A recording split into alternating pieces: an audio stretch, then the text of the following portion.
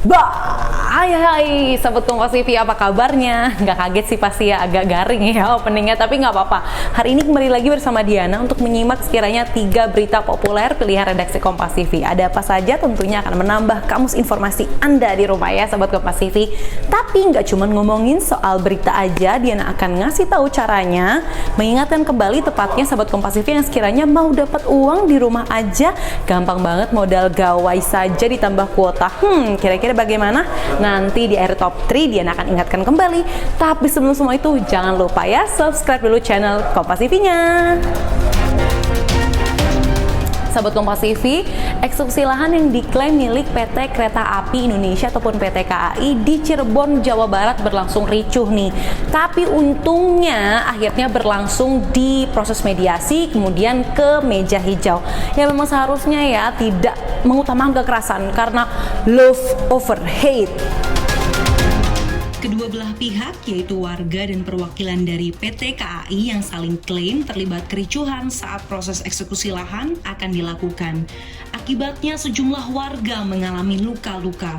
Warga berusaha menghalangi petugas yang hendak melakukan pengosongan dan pemasangan pagar di 2 buah lahan tanah dan bangunan. Proses eksekusi lahan ini pun berakhir dengan mediasi. Warga memilih untuk melanjutkan perkara ke pengadilan.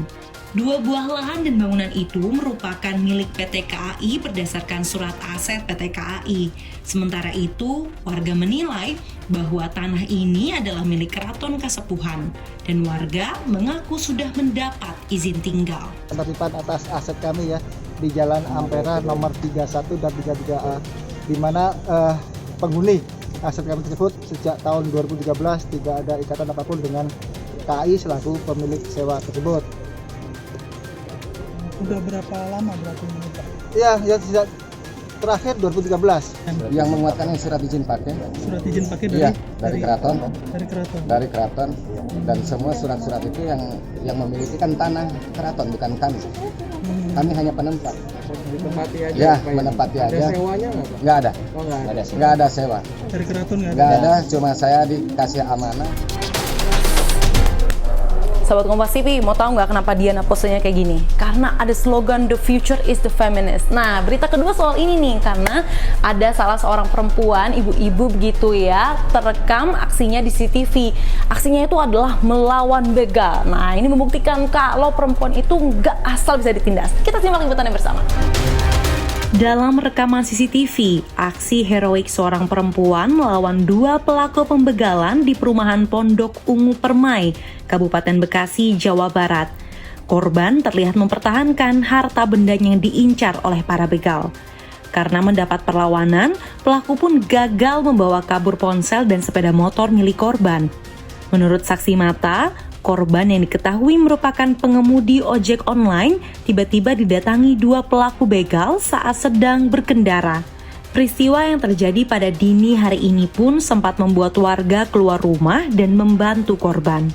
Peristiwanya itu jam 2:45. Jadi pas di sini kan emang lalu lintas 24 jam nih. 24 jam di sini. Saya pikir juga ada suara-suara itu, saya pikir suara anak-anak muda. Ternyata setelah ada yang teriak tembak, saya baru keluar, Pak.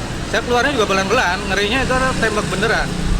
Setelah saya keluar, lihat korban udah di bawah, udah jatuh, begalnya pas begalnya udah keluar, udah jalan sih, Pak. Jadi saya sendiri nggak melihat begalnya, tapi begitu saya lihat CCTV, kejadian seperti ada di video itu.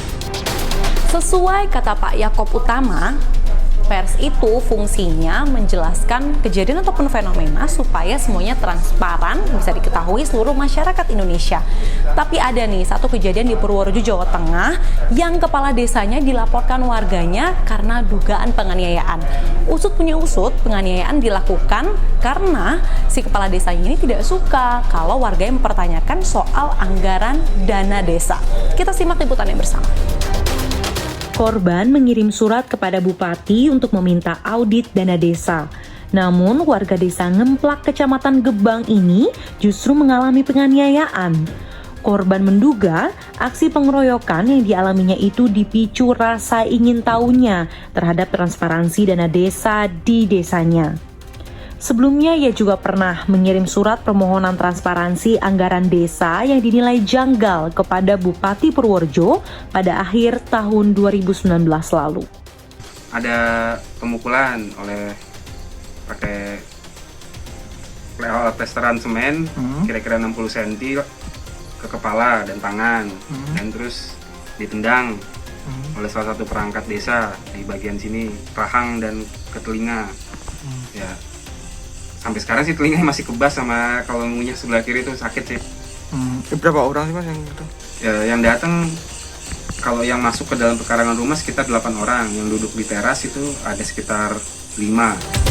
Sobat Kompas TV, itu dia 3 berita terpopuler pilihan redaksi Kompas TV. Tapi sebelum Diana pamit undur diri, Diana mau mengingatkan kembali bagi sahabat Kompas TV yang masih pengen ikutan giveaway Kompas TV karena masih berlangsung nih. Pertanyaannya gampang banget.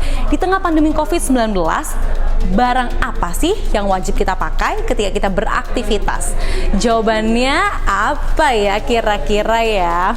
Gampang banget kali ya. Tuh Diana udah kasih petunjuk tuh. Ketahuan banget kan kalau misalnya jawabannya adalah Nah tuh ya, bagi yang udah tahu dan kayak aduh Kak aku tahu banget itu mah gampang banget, langsung aja ya ketik jawabannya di kolom komentar. Kemudian jangan lupa sertakan juga nama akun Instagram kalian ditambah hashtag giveaway Kompas TV. Setiap Sabtu Kompas TV akan mengadakan live di YouTube, kemudian mengundi sekiranya siapa yang beruntung untuk memenangkan kuis giveaway dari Kompas TV dengan hadiah yang menarik tentunya. Nah sepertinya sudah selesai tugas Diana mengingatkan soal giveaway, memberitakan 3 berita terpopuler, dan ini saatnya Diana pamit undur diri. Tapi sebelum itu jangan lupa ya like, komen, dan juga subscribe channel Kompas TV.